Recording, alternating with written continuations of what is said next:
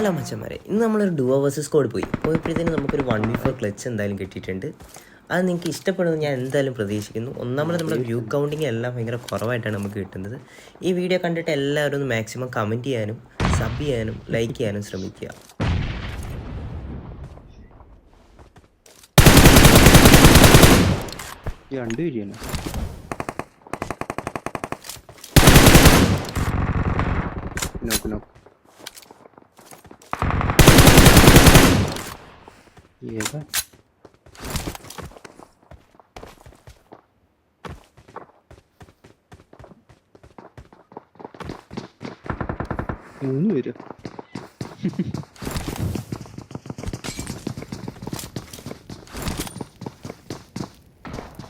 മൂന്നുപേരൊക്കെ നിസ്സാര